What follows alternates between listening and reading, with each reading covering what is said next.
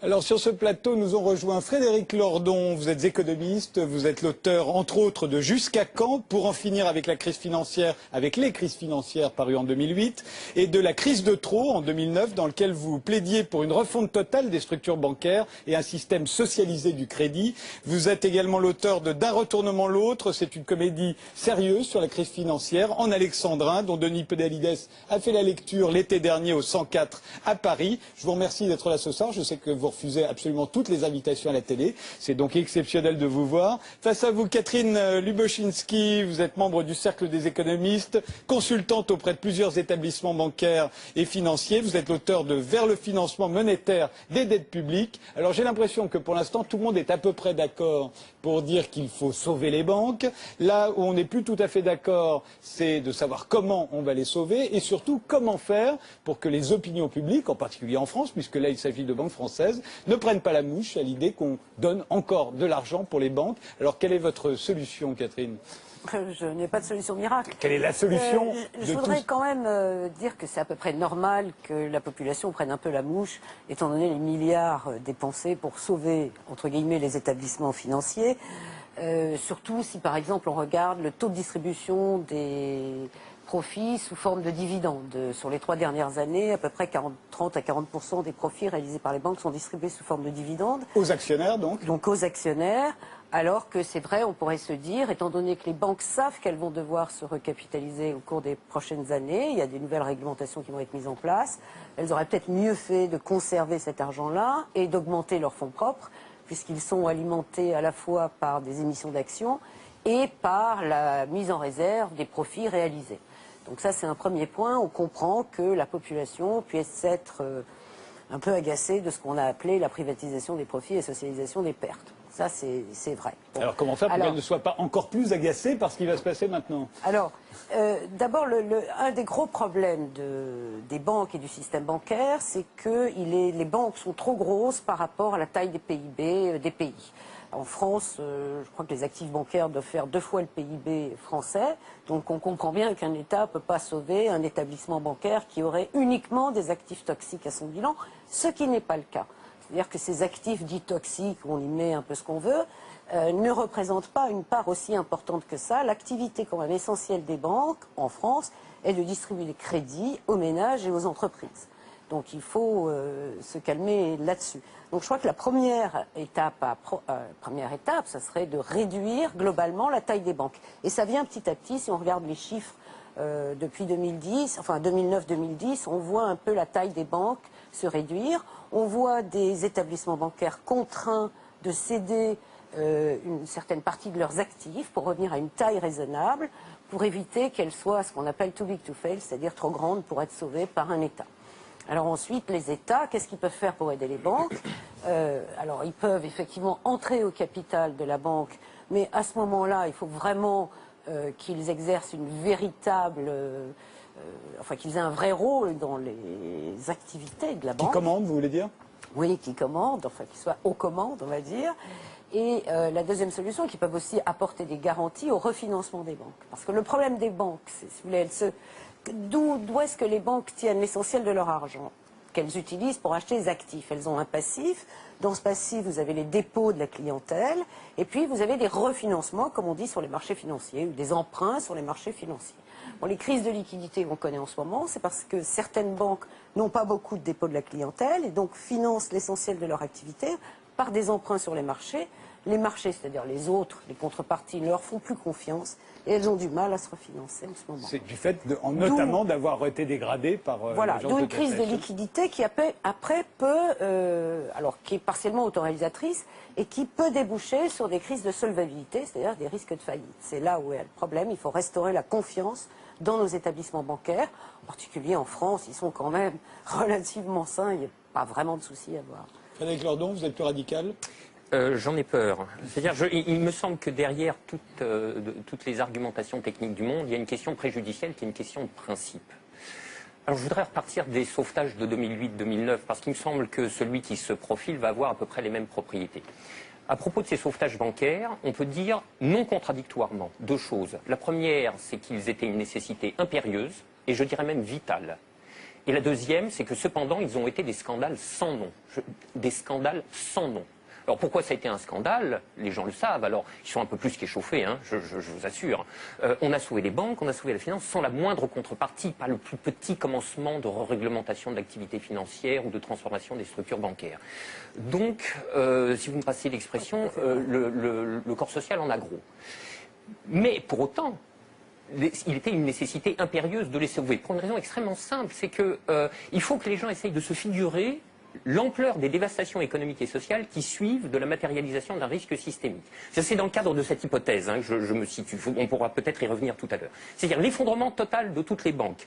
Les transactions les plus élémentaires deviennent impossibles. Je veux dire, aller acheter son pain à la boulangerie, ça ne marche plus. Tout simplement parce que retirer de l'argent au distributeur à billets, ça ne marche pas. Faire un chèque, ça ne marche pas. Une carte bleue, ça ne marche pas. Vous avez les piécettes dans la poche, ça ne vous mène pas loin. Hein. Vous tenez 4-5 jours en forçant plutôt sur les patates. Et après, c'est retour au jardin potager pour ceux qui en ont un, et pour les autres, c'est retour vers l'état de nature économique. Ce que vous décrivez là, ça semble une catastrophe.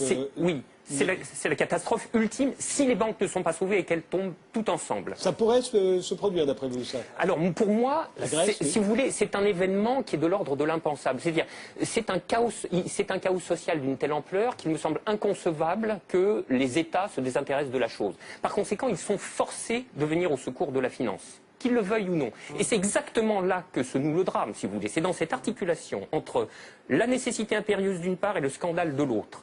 Le corps social est forcé, par pouvoir public interposé, de venir au secours des banques, car si les banques calanchent, c'est le corps social qui calanche dans la semaine qui suit. Et forcément, les intérêts matériels de la population sont si intimement liés à la structure bancaire qu'il est impossible de la laisser crever. Et vous voyez donc là où est le problème, c'est que de par leur position très particulière dans la structure sociale du capitalisme, les banques sont les dépositaires de fait de deux biens publics vitaux pour une société marchande. Vitaux. Le premier, c'est les encaisses monétaires de la population, les dépôts, les épargnes. Je veux dire, si toutes les banques tombent, ceci s'évapore dans l'instant. Et ce n'est pas la peine de se gargariser avec le fonds de garantie des dépôts. Hein. Ça va si une banque ou deux tombe. Si la totalité s'écroule, le fonds saute comme un bouchon de champagne. Et le deuxième bien public vital, c'est l'intégrité du système des paiements. Et c'est parce que les banques ont capté ces biens publics qu'elles peuvent contraindre l'État, les corps sociaux à leur venir en aide. C'est quoi l'intégrité du système des paiements? C'est le fait que les banques sont les teneurs de compte, qu'elles les mouvementent, qu'elles les débitent, qu'elles les créditent, donc elles sont les opératrices. C'est pas qu'elles les garantissent, c'est qu'elles opèrent très concrètement et très basiquement les transactions élémentaires. La gestion des moyens de paiement. Exactement. Bon, alors, si vous voulez, là, il y a une situation de fait que les économistes appellent dans leur langage pluriel et amoral, mais dont le vrai nom est prise d'otage. Et celle-là, elle est colossale. Si vous voulez, chaque fois qu'il y a un mouvement social dans les transports ou le ramassage des ordures, on vous bassine avec la prise d'otage des syndicats. Mais ça, c'est une prise d'otage, mais cosmique. C'est énorme. Personne n'en parle jamais. Donc, la question de principe est la suivante. Derrière la question du sauvetage des banques et derrière la question des banques tout court, le corps social doit se poser la question de savoir s'il continue de tolérer que ces biens publics vitaux soient ainsi remis à des intérêts privés, et spécialement à des intérêts privés aussi mal éclairés que ceux de la finance quand elle est mouillée jusqu'aux sourcils dans les marchés de capitaux. Bon, je trouve que poser la question, c'est y répondre. Et si on ne répond pas non, cette obligation de venir à la rescousse des banques se reposera éternellement. D'où ma conclusion. Il faut envisager la déprivatisation intégrale du secteur bancaire. La nationalisation. Alors, la nationalisation est la première et la plus accessible des formes de la déprivatisation, ce qui est une réelle vertu en situation d'urgence. Mais ça n'est pas la seule. Cependant, pour moi, la chose est claire. Il faut envisager la nationalisation et pas une nationalisation crapoteuse, comme on l'a eu en 2008-2009, comme on va l'avoir de nouveau. Partielle, temporaire, sans intention aucune d'exercer le pouvoir, et avec l'idée qu'on sortira comme on pourra. Frédéric, on a eu des banques publiques qui n'étaient pas très bien gérées non plus.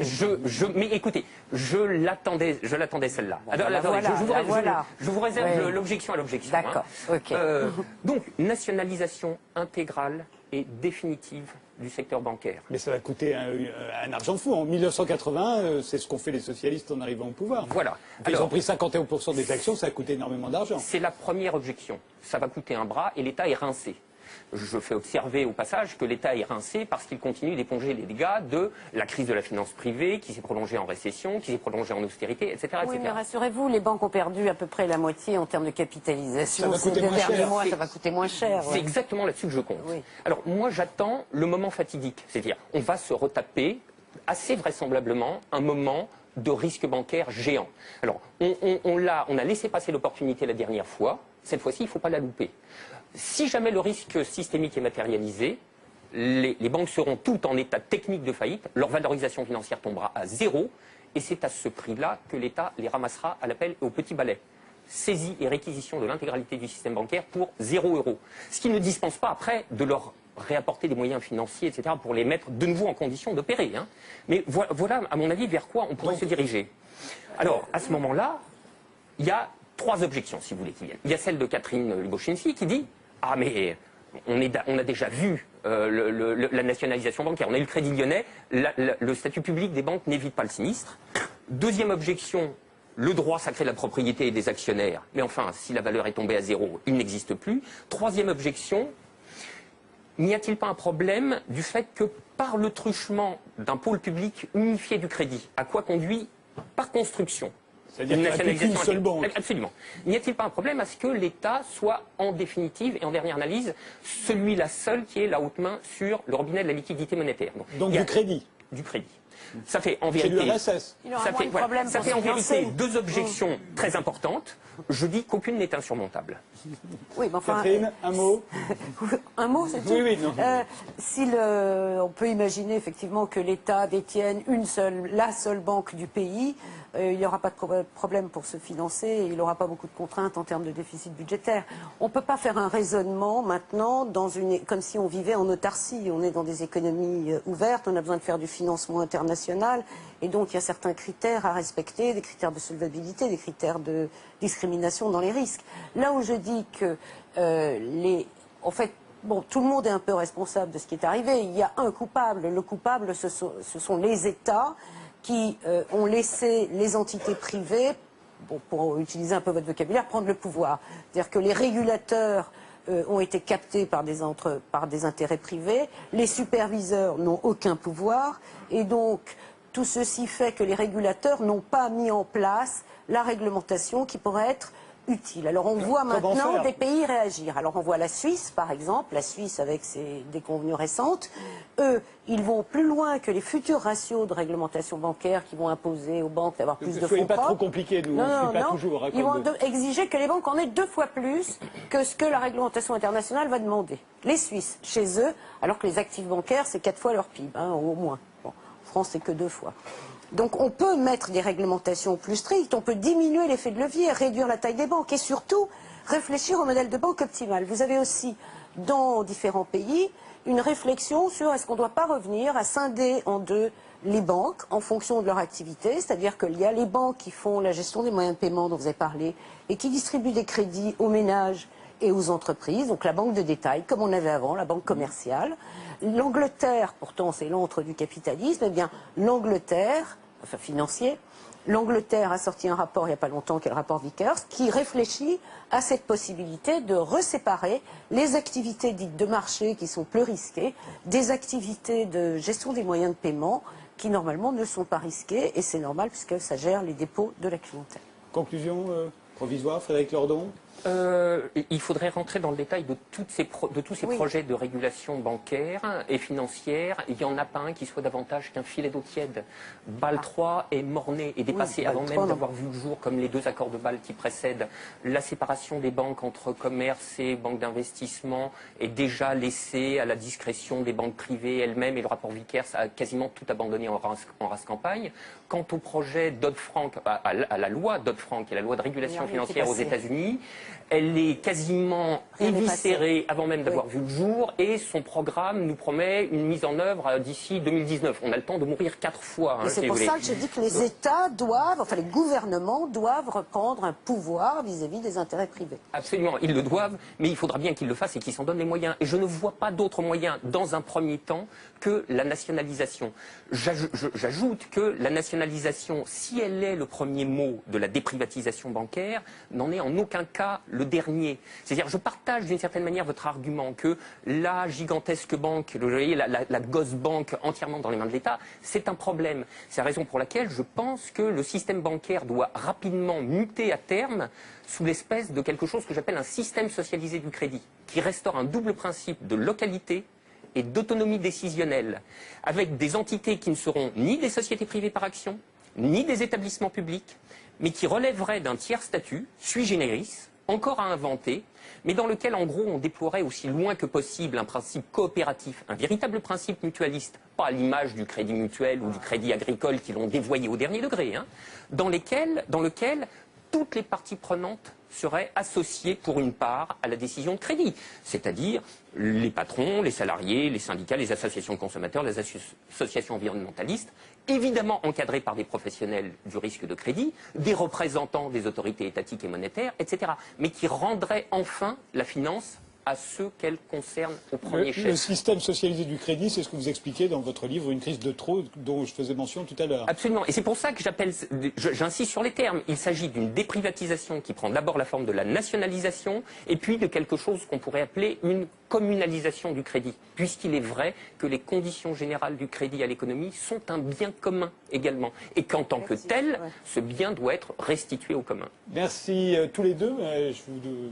J'ouvre le débat à nos autres participants, Alain Madelin, Philippe de Saint-Robert, Anne Hidalgo. Les questions que viennent de se poser là se posent absolument partout aujourd'hui. Il y a des choses intéressantes qui ont été dites. Les solutions, se retirer du monde pour essayer de faire le modèle bancaire de la Corée du Nord, de Cuba ou de feu l'URSS. C'est pas ce qu'il a dit. Il a dit lui-même qu'il fallait inventer quelque chose de nouveau. Oui, ou communautariser, etc. Bon, c'est sympathique. Mais ce qui est vrai, c'est que la finance, c'est à la fois des dépôts que vous avez, et puis d'autre part un crédit. Crédit, ça veut dire confiance. Hein, c'est la même racine.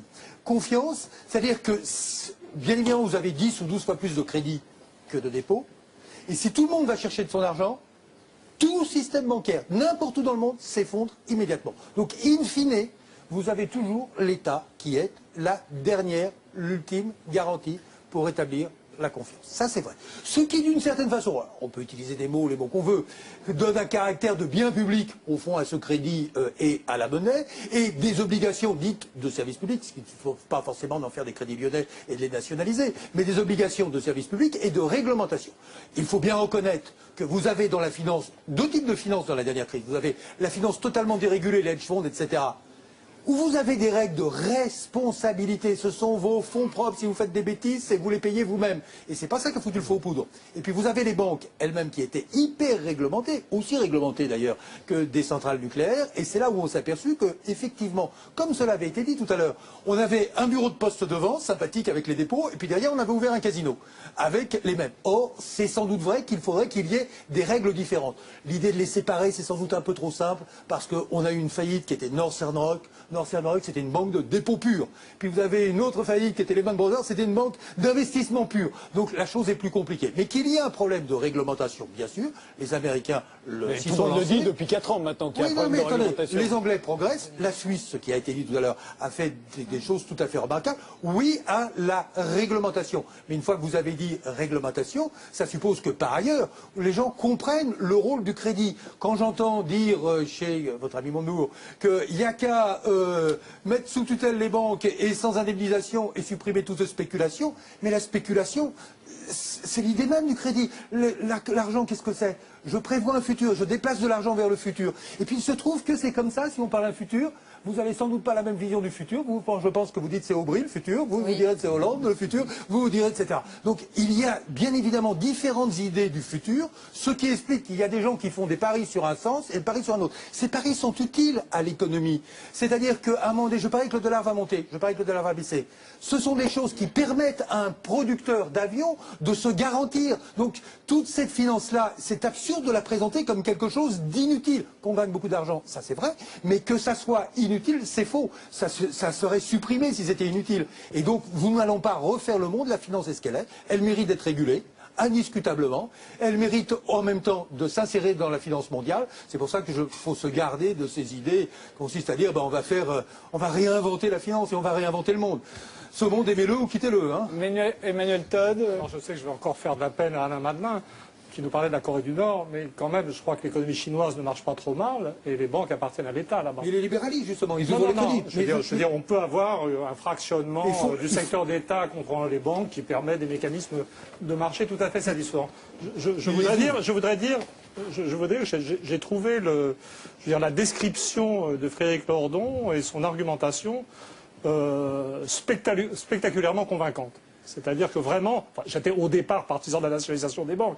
Je ne prétendrai pas avoir été converti, mais j'ai vraiment été impressionné par la description faite par Lordon de banques prenant en otage ce bien public, les moyens de paiement. Et, à mon sens, c'est le plus beau plaidoyer que j'ai jamais entendu. Mais on va y arriver. Et d'ailleurs, actuellement, ce qui est très intéressant, c'est que les partisans des banques, les défenseurs des riches et du système financier sont déjà sur une ligne défensive.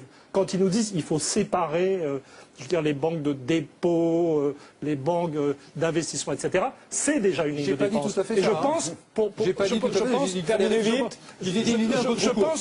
je pense qu'effectivement, ce qu'on sentait chez Lordon, c'est une conscience aiguë de l'histoire réelle qui se développe, c'est-à-dire de décisions qui vont devoir être prises dans l'urgence. C'est ça qui va se passer, et ça nous ramène à ce qui va arriver au Parti socialiste. Je pense que le Parti socialiste ne pourra pas faire autre chose que nationaliser. Sarkozy, lui, donnera de l'argent aux riches comme c'est son habitude. Mais je pense que le Parti socialiste sera ramené à gauche par l'histoire. Mais on ne donnera pas d'argent aux banques parce qu'elles n'en ont pas besoin en ce moment. Philippe de Saint-Robert. Ne sachant toujours pas comment feront l'un ou l'autre de nos deux candidats avec la Commission de Bruxelles pour faire passer leurs idées, à moins qu'ils ne prennent Montebourg comme ministre des Affaires européennes, ce dont je me réjouirais, je voudrais poser une question à Emmanuel Todd. Ah non, il vient d'avoir déjà longuement la parole.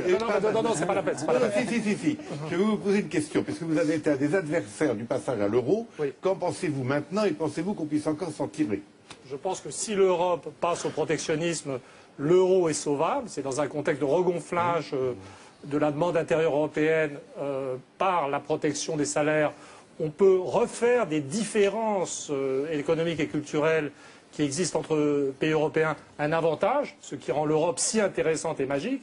Et je pense que si on reste en régime de libre-échange, et si simplement les pays et les économies et les sociétés européennes très différentes, je veux dire, dans leurs mœurs, dans leur façon d'être, sont jetées les unes contre les autres, et l'Europe continue de se transformer en système de domination hiérarchique avec l'Allemagne à sa tête, l'euro est tout à fait condamné. Donc c'est conditionnel. C'est-à-dire que si on passe au protectionnisme, gardons l'euro, c'est ce que je préférerais. Oui. Mais si on ne bouge pas sur le protectionnisme, débarrassons-nous de l'euro parce qu'il fait trop de mal à la France. Revenons aux banques. Oui, comment les sauver et à quel prix sans que tout le monde soit furieux? D'abord, très vite. Très vite. Mais la violence de la crise est telle que j'ai même entendu Alain Madelin dire qu'il était pour la réglementation. Donc vous voyez quelle évolution. Pour la mais j'oublie cette. Et même le too big to fail est un gros problème. Non mais c'était une petite boutade. Il faut que si les banques sont trop grosses pour nécessiter le sauvetage, pour exiger le sauvetage de l'État, je reviens sur la démonstration qui a été faite tout à l'heure. Oui, en 2008, quand il y a eu la première énorme crise financière, les banques ont été sauvées, les peuples ont été mis à contribution, il n'y a eu aucune contrepartie. Elles n'ont tiré aucun enseignement. Mais ça n'a rien coûté à l'État. Reconnaissez que ça n'a rien coûté à l'État, que l'État a loué sa garantie et que l'État a gagné au passage 2 milliards. En termes d'emploi, en termes de confiance des peuples, en termes de souffrance des peuples. Ça a énormément. Regardez ce qui se passe en Grèce et vous allez me dire si ça n'a rien coûté, y compris de souffrance des peuples. Mais la crise, pardon, la crise je continue. La crise de la dette grecque, c'est une crise de la dette souveraine. Oui, c'est une crise de la dette souveraine.